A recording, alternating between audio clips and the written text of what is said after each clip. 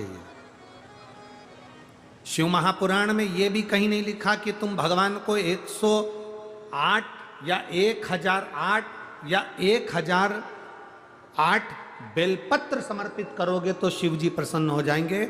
शिव महापुराण की कथा तो यहां तक कहती है, एक बेलपत्र की पत्ती को आप अगर बीच में से, ये एक बड़ी पत्ती, उसके बीच में दो पत्ती और दो पत्ती के बीच में जो गैप है, बीच पत्ती में, इस पत्ती और दो पत्ती के बीच में जो जगह है, अगर आप इस पत्ती को यहां से स्पर्श कर कर,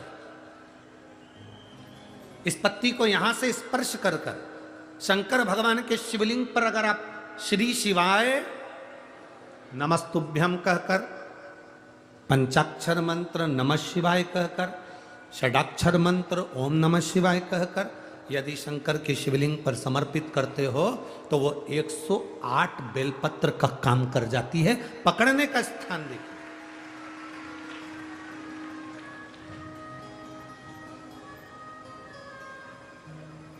ये स्थान की बड़ी मूलता है, जो थोड़ा सा समझेंगे अपन, थोड़ा ध्यान देंगे तो ये जो स्थान है ये बड़ा मूल माना गया। बेलपत्री की बड़ी पत्ती, नीचे की दो पत्ती, उसके बीच में जो खाली डंडी जो दिख रही है, इसको अगर पकड़कर बेलपत्र समर्पित कर रहे हैं तो 108 बेलपत्र के बराबर हमें फल प्राप्त हो रहा, 108 बेलपत्र के। और समझिएगा, मान लो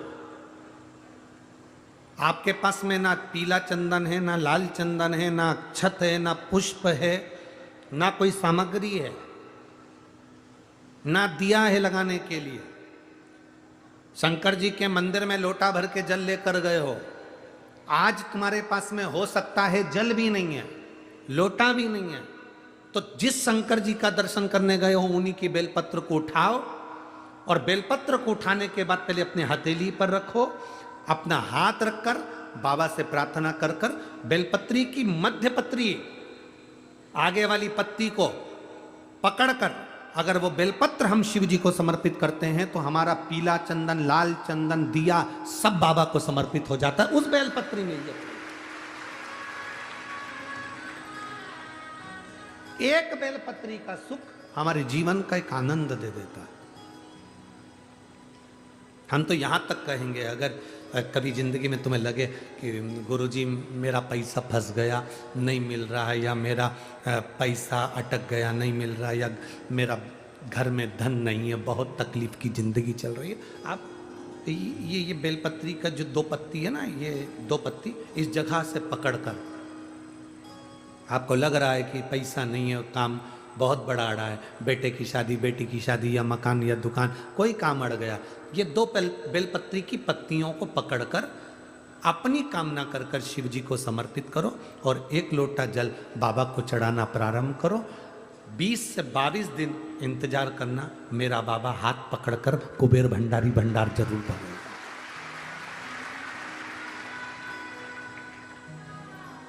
दो पत्ती को पकड़कर, लोग कहते हैं ब्रह्मा विष्णु महेश हैं बेलपत्री में, शिव जी के 3 नेत्र हैं बेलपत्री में, शंकर भगवान के त्रिशूल की 3 कौर है बेलपत्री में। हम कहते हैं अभी थोड़ा आप स्मरण करेंगे, अगर आप शिव महापुराण को अच्छे से पढ़ेंगे तो आपको ज्ञात होगा, कुबेर को धन देने वाले कौन है? बोलते जाओ जरा जमकर, कुबेर भंडारी, कुबेरेश्वर महादेव, मतलब शिव शंकर कुबेर को धन देते हैं। जिस समय पर भगवान विष्णु संपूर्ण विश्व के कल्याण के कार्य करने लगे, कुछ नहीं हाथ में रहा, तब लक्ष्मी से उन्होंने धन लिया। आपने वहां तिरुपति बालाजी की कथा सुनी होगी, लक्ष्मी से धन लिया। लक्ष्मी, इन जीवों के कल्याण के लिए तो मुझे धन दे दे। लक्ष्मी ने धन दिया। एक दिन नारायण ने पूछ लिया लक्ष्मी से, लक्ष्मी मैं नारायण, मेरे पास भी संपदा की कमी नहीं, पर तेरे पास लक्ष्मी इतनी संपदा कहां से आती है? तेरे पास इतनी संपदा कहां से आती है? लक्ष्मी जी कहती हैं, मेरी मां ने, मेरे पिता ने मुझे केवल एक ही बात सिखाई थी, किसी के आगे हाथ नहीं फैलाना है, शंकर की स्तुति करना है। लक्ष्मी जी कहती हैं, जब मुझे जरूरत पड़ती है मैं कुबेर को साथ में लेकर पहुंचती हूं। बेलपत्री की ये बीच वाली पत्ती है शिव, माता लक्ष्मी और कुबेर, उन दोनों के सामने हाथ पसार कर कुबेरेश्वर महादेव से मांग रहे हैं, भगवान शंकर से मांग रहे हैं। लक्ष्मी जी कहती हैं, वो शिव मुझे प्रदान करते हैं दोनों हाथों से, और मैं वो लेकर आती हूं जनमानस के कल्याण।